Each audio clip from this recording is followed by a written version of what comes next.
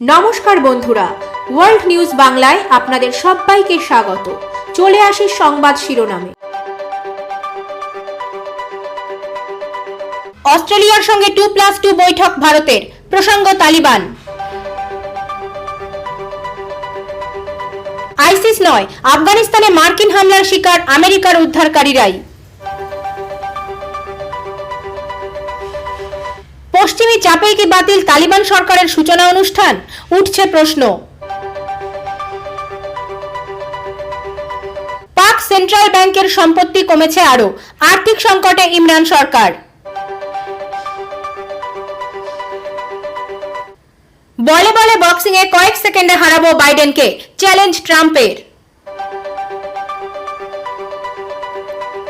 রুশ আন্তর্জাতিক মহাকাশ স্টেশনে আগুন, অকেজো হয়েছে ইঞ্জিন। ডিএনএর জটিল রহস্য ভেদ করার রহস্য দিলেন ভারতীয় বংশোদ্ভূত, গড়লেন নতুন কৃতিত্ব। চলে আসি বিস্তারিত খবরে। অস্ট্রেলিয়ার সঙ্গে 2+2 বৈঠক ভারতের, প্রসঙ্গ তালিবান। হাক্কানি নেটওয়ার্ক তালিবান সরকারের মধ্যমণি হওয়ার পর বিদেশ নীতিতে কিছুটা রদবদল করা ছাড়া গত্যন্তর নেই বলেই মনে করছে মোদী সরকার। প্রথমত, আফগানিস্তানের মাটি যাতে পাকিস্তান তথা আইএসআই যথেচ্ছভাবে সন্ত্রাস পাচারে ব্যবহার না করতে পারে, তার জন্য আগ্রাসী আন্তর্জাতিক প্রচার এবং বিভিন্ন শক্তিধর এবং আঞ্চলিক দেশগুলির সঙ্গে জোটবদ্ধতাকে গুরুত্ব দেওয়া হচ্ছে। যেমন আগামীকাল প্রথমবারের জন্য বসছে অস্ট্রেলিয়ার সঙ্গে 2+2 বৈঠক। দ্বিতীয়ত, আমেরিকার সঙ্গে কৌশলগত সম্পর্ককে বহাল রেখেই অঞ্চলের বিভিন্ন প্রতিবেশী রাষ্ট্রগুলির দিকে ফিরে তাকানোর প্রয়োজনীয়তাও অনুভব করছে সাউথ ব্লক। কূটনৈতিক শিবিরের মতে, অতিরিক্ত আমেরিকা নির্ভরতার কারণে রাশিয়া, ইরানের মতো কিছু দেশের সঙ্গে সম্পর্কের শৈত্য তৈরি হয়েছে নয়াদিল্লি। সেই সুযোগে ভারতের ঐতিহ্যগত মিত্র রাশিয়ার সঙ্গে ঘনিষ্ঠতা বাড়ানোর চেষ্টা করেছে পাকিস্তান। শিয়রে হাক্কানি নেটওয়ার্ক আসার পর এখন এই সম্পর্কগুলি ফের মজবুত করার প্রয়োজনীয়তা অনুভব করছে দিল্লি। পাশাপাশি চীন সম্পর্কে অত্যন্ত সতর্ক থাকার কথা ভাবা হচ্ছে। তালিবান সরকার আসার পরে ভারতের কূটনৈতিক ক্যালেন্ডারে তাই ব্যস্ততা স্পষ্ট। গতকালই চীন রাশিয়াকে সঙ্গে নিয়ে ব্রিক্সভুক্ত রাষ্ট্রগুলি যে দিল্লি ঘোষণাপত্র প্রকাশ করেছে, তাতে সন্ত্রাস নিয়ে ভারতের উদ্বেগের প্রতিফলন স্পষ্ট। তাৎপর্যপূর্ণভাবে রাশিয়াও ভারতের সুরে সুর মিলিয়ে জানিয়েছে, প্রতিবেশী বা অন্য দেশের সন্ত্রাস পাচারের কাজে যাতে আফগানিস্তানকে ব্যবহার না করা হয় তা নিশ্চিত করতে হবে। কূটনৈতিক সূত্র বলছে, অদূর ভবিষ্যতে রাশিয়াকে আরো বেশি করে পাশে পাওয়ার জন্য যত্নবান হতে দেখা যাবে বিদেশ মন্ত্রককে। কারণ চীনের সঙ্গে তারা ঘনিষ্ঠ যোগাযোগ রেখে চলে। আবার ভূকৌশলগত কারণে তালিবান সরকারের সঙ্গেও রাশিয়ার সরাসরি সংযোগ থাকবে। আফগানিস্তানকে চাপ দেওয়া বা কিছু আদায় করার ক্ষেত্রে আমেরিকার কোনো গুরুত্ব থাকছে না আর। বর্তমান পরিস্থিতিতে রাশিয়া ভারতের পক্ষে অনেক বেশি কার্যকরী। আগামীকাল প্রথমবারের জন্য ভারত ও অস্ট্রেলিয়ার 2+2 পর্যায়ের বৈঠক বসছে। অস্ট্রেলিয়ার বিদেশমন্ত্রী মরিস পেন এবং প্রতিরক্ষা মন্ত্রী পিটার ডাটন বৈঠক করবেন যথাক্রমে বিদেশমন্ত্রী এস জয়শঙ্কর এবং প্রতিরক্ষা মন্ত্রী রাজনাথ সিংহের সঙ্গে। সূত্রের খবর, আগামীকালের আলোচনায় সর্বাধিক গুরুত্ব পেতে চলেছে কাবুল পরিস্থিতি, তালিবান সরকার, হাক্কানি নেটওয়ার্ক এবং সে দেশে চীন পাকিস্তান অক্ষের বাড়বাড়ন্ত। আফগানিস্তানে তালিবান আসার পর চীন তার কতটা সুযোগ নেবে তা নিয়ে অস্ট্রেলিয়াও চিন্তিত।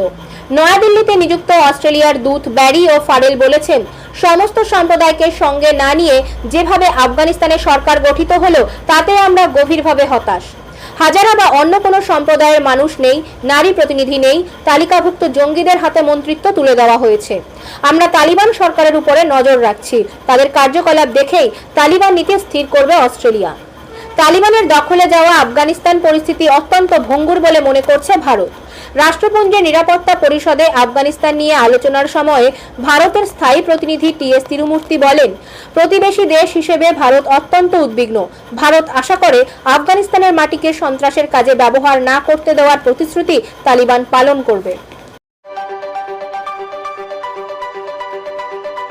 আইসিস নয়, আফগানিস্তানে মার্কিন হামলার শিকার আমেরিকার উদ্ধারকারী। আফগানিস্তানের অন্তর্বর্তী সরকারের সূচনা অনুষ্ঠান বাতিল করল তালিবান। রাশিয়ার এক সংবাদ সংস্থার প্রতিবেদনে এমনই জানানো হয়েছে। 11 সেপ্টেম্বর শনিবার 9-11 20তম বর্ষপূর্তিতে তালিবান সরকারের আনুষ্ঠানিক আত্মপ্রকাশের দিন ধার্য হয়েছিল, কিন্তু পশ্চিমী দুনিয়া সহ বিভিন্ন মহলের চাপের জন্য সেই তারিখে পরিবর্তন করা হয়েছে বলে মনে করা হচ্ছে। আফগান সরকারের তথ্য প্রযুক্তি কমিশনের সদস্য ইনামুল্লাহ সামনাসামনি এক টুইটে লিখেছেন, নতুন আফগান সরকারের সূচনা অনুষ্ঠান বাতিল করা হয়েছে। মানুষ যাতে বিভ্রান্ত না হন সেজন্য ইসলামী কামিল শাহীর নেতৃত্বে মন্ত্রিসভার একাংশ ঘোষণা করেছে, যা ইতিমধ্যেই কাজ শুরু করেছে। 9/11-তে নতুন সরকারের সূচনা অনুষ্ঠান হওয়ার কথা ঘোষণা করা হয়েছিল। সেই অনুষ্ঠানে উপস্থিত থাকার জন্য রাশিয়া, ইরান, পাকিস্তান, চীন এবং কাতারকে আমন্ত্রণ জানিয়েছিল তালিবান। অনুষ্ঠানে অংশ নেওয়ার জন্য আমন্ত্রণ পায়নি ভারত। মস্কো কাতারকে অনুরোধ করেছিল কাবুলের সরকারের সঙ্গে পশ্চিমী দুনিয়ার বোঝাপড়া রক্ষার দায়িত্ব নেওয়ার জন্য। 9/11-তে সূচনা অনুষ্ঠান হলে তাতে অংশ না নেওয়ার কথাও জানিয়েছিল মস্কো। ব্রিক্স গোষ্ঠীভুক্ত দেশগুলির বৈঠকের পর মস্কো অংশ না নেওয়ার বিষয়টি নিশ্চিত করে রাশিয়া, যার জেরে কিছুটা হলেও স্বস্তি মিলেছে ভারতের। 9/11-তে সূচনা অনুষ্ঠান ঘোষণার পর অস্বস্তি বেড়েছিল আমেরিকার। ন্যাটো এবং আমেরিকার জোট কাতার সরকারের উপর চাপ বাড়িয়েছিল বিষয়টি নিয়ে তালিবানের সঙ্গে আলোচনার জন্য। 9/11-তে সরকারের সূচনা অনুষ্ঠান করলে অমানবিকতার পরিচয় দেওয়া হবে, সে বার্তাও কাতারের মাধ্যমে পৌঁছে দিয়েছিল আমেরিকা। তার জেরেই এই সিদ্ধান্ত বলে মনে করছে বিশেষজ্ঞ মহল। মঙ্গলবার অন্তর্বর্তী সরকারের মন্ত্রিসভার ঘোষণা করেছিল তালিবান। সেই ক্যাবিনেটের উল্লেখযোগ্য পদাধিকারীদের নাম ঘোষিত হয়েছে। শরিয়তি আইন মেনে সরকার চালানোর কথা জানিয়েছে আফগানিস্তানের দখল নেওয়া তালিবান। পশ্চিমী চাপে কি বাতিল তালিবান সরকারের সূচনা অনুষ্ঠান, উঠছে প্রশ্ন। তালিবান জামানায় আইসিসের হামলায় কেঁপে উঠেছিল আফগানিস্তান। বিমানবন্দরের কাছে হওয়ার ধারাবাহিক বিস্ফোরণে প্রাণ গিয়েছিল মার্কিন সেনা জওয়ান সহ বহু আফগান নাগরিকের। সেই হামলার বদলা নিতেই পাল্টা মার্কিনী বিমান হানা হয় আফগানিস্তানে। আমেরিকার দাবি ছিল 29শে আগস্টের সেই হামলাতে খতম হয়েছে আইসিস খোরাসানের সদস্যরা, কিন্তু সম্প্রতি প্রকাশ্যে আসা এক রিপোর্ট অন্য কথা বলছে। এক আন্তর্জাতিক সংবাদ মাধ্যমের দাবি, কাবুলের বাসিন্দা আইমল আহমেদি ও তার পরিবারের সদস্যদের টার্গেট করেছিল মার্কিন ড্রোন। তিনি জানিয়েছেন তার ভাই এজমায়াই আহমেদি গাড়ি চালাচ্ছিলেন। গাড়িতে ছিলেন আইমলের ছোট মেয়ে ও তার ভাইয়ের 2 সন্তান। সেই গাড়িতে হামলা চালান মার্কিন ড্রোন। আন্তর্জাতিক সংবাদ মাধ্যমের কাছে এমনটাই জানিয়েছেন আইমল।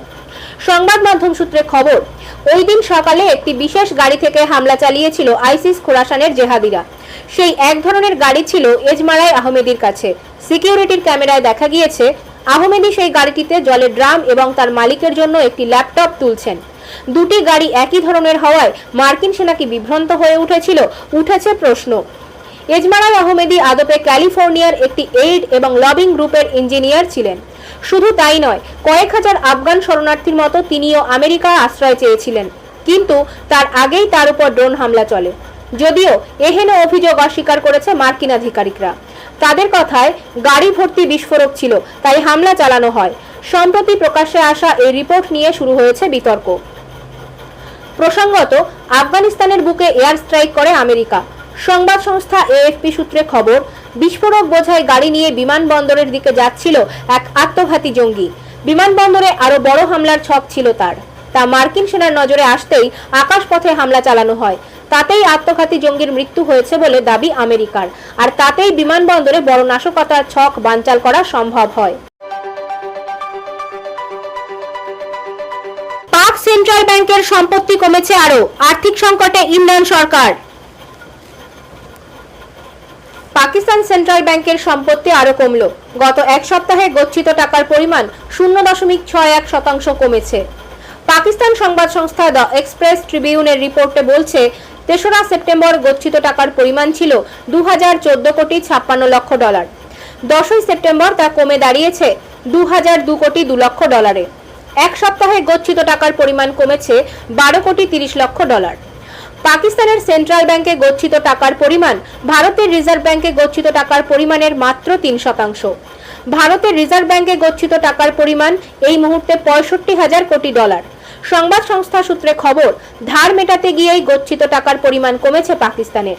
এর আগে গত 24শে আগস্ট ইন্টারন্যাশনাল মনিটারি ফান্ড পাকিস্তানকে $275.10 কোটি আর্থিক সাহায্য করেছিল।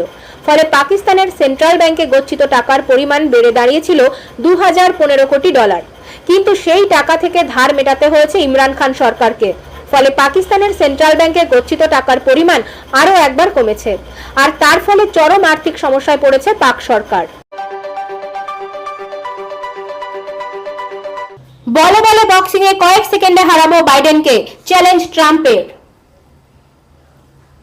বলে বলে হারাবেন তিনি, একবার শুধু বক্সিং রিং এ ঢোকার অপেক্ষা, তারপরেই পেরে ফেলবেন বিশ্বের সব থেকে ক্ষমতাশালী রাজনীতিককে।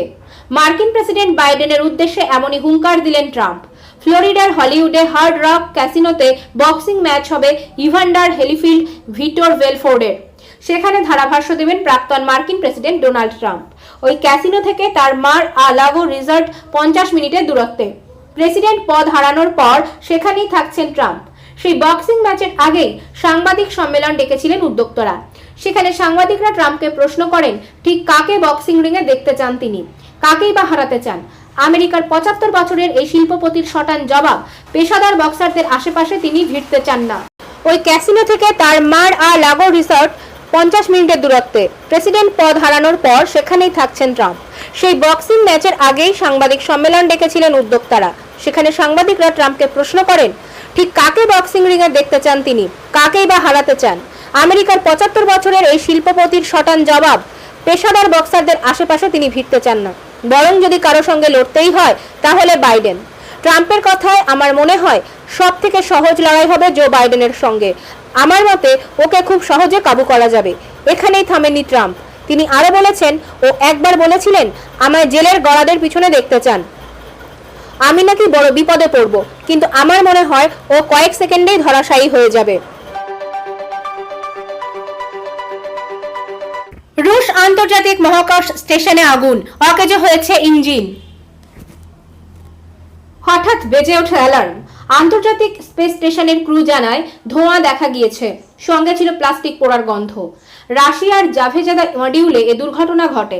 রুশ সংবাদ মাধ্যম জানায় এই স্পেস স্টেশনটির বয়সের কারণে নানা সমস্যায় জর্জরিত। বছরের পর বছর ধরে নানা সমস্যা দেখা দিচ্ছে এই স্টেশনে। হার্ডওয়্যারগুলোর মেয়াদ শেষ হয়ে যাওয়ায় রুশ কর্তৃপক্ষ এ বিষয়ে সতর্ক করে। এয়ার লিক, ইঞ্জিন বিকল, ঠিকমতো কাজ না করা আর ফাটল সহ নানা সমস্যা দেখা দিয়েছে এই স্টেশনে। রুশ স্পেস এজেন্সি রসকসমস জানায় পরে পুরো বিষয়টি নিয়ন্ত্রণে এসেছে। স্টেশনের ব্যাটারি রিচার্জ করার সময় ধোঁয়া দেখা যায়। প্লাস্টিক পোড়া গন্ধ স্পেস স্টেশনের রাশিয়ার অংশ থেকে আসছিল। মার্কিন স্পেস এজেন্সি নাসা জানায় একটি স্পেস ওয়াক হওয়ার মতো কথা আছে, যেটা যথাসময়েই হবে। রাশিয়ার নাউকা মডিউলে বর্তমানে 2 জন নভোচারী কাজ করছেন। রুশ কর্তৃপক্ষ বলেছে আইএসএস কিছু জটিলতার সম্মুখীন হচ্ছে, কারণ এই স্টেশনের যন্ত্রপাতি অনেক পুরনো, বিকল হওয়ার পথে, কিন্তু মেরামতের অযোগ্য। রাশিয়ার ফ্লাইট সিস্টেমের 80% মেয়াদোত্তীর্ণ হয়ে গেছে। রাশিয়ার জায়রা কার্গো অংশে ফাটল দেখা গেছে, যেটা সময়ের সঙ্গে সঙ্গে আরও বাড়বে। 1998 সালে যুক্তরাষ্ট্র, কানাডা, জাপান আর ইউরোপের কয়েকটি যৌথ উদ্যোগে তৈরি হয় আইএসএস। 15 বছর মেয়াদ ছিল এই স্পেস স্টেশনের। রুশ কর্তৃপক্ষ জানায় স্টেশনের যে অবস্থা তাতে যে কোনো সময় বড় দুর্ঘটনা ঘটতে পারে। 2030 সালের পর এই স্পেস স্টেশন আর কাজ করার উপযুক্ত থাকবে না। গত জুলাই মাসে আন্তর্জাতিক মহাকাশ স্টেশনে আরেকটি দুর্ঘটনা হয়েছিল। তখন যান্ত্রিক ত্রুটির কারণে নাউকা মডিউলের জেট কোনো আগাম সতর্কতা ছাড়াই চালু হয়ে যায়। এর ফলে আন্তর্জাতিক মহাকাশ স্টেশন নাড়া খেয়েছিল।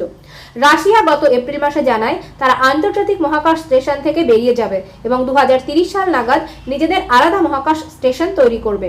তবে এর কোনো কিছুই এখনো চূড়ান্ত হয়নি। আন্তর্জাতিক মহাকাশ স্টেশনে এখন 7 জন নভোচারী আছেন। এদের মধ্যে 2 জন রাশিয়ার, 3 জন যুক্তরাষ্ট্রের, 1 জন ফ্রান্সের এবং 1 জন জাপানের। আন্তর্জাতিক মহাকাশ স্টেশনে ক্রুরা ধোঁয়া এবং পোড়া প্লাস্টিকের গন্ধ পাওয়ার পর সেখানে স্মোক অ্যালার্ম বেজে উঠেছিল। এর আগে চলতি মাসের শুরুতেই আন্তর্জাতিক মহাকাশ স্টেশন বেশ কয়েকটি বড় ফাটল দেখা দিয়েছে সেখানে। রাশিয়ার হিউম্যান স্পেস ফ্লাইট প্রোগ্রামের প্রকৌশলী ভ্লাদিমির সলভিয়ভ জানিয়েছেন আরও বিপজ্জনক পর্যায়ে যেতে পারে এই ফাটলগুলো। আন্তর্জাতিক স্পেস স্টেশনের রাশিয়ার অংশে দেখা গেছে এ ফাটল। তড়িঘড়ি করে ব্যবস্থা নেওয়া না হলে ফাটলগুলো আরও বড় হতে পারে, ছড়িয়ে পড়তে পারে মহাকাশ স্টেশনের অন্য স্থানে।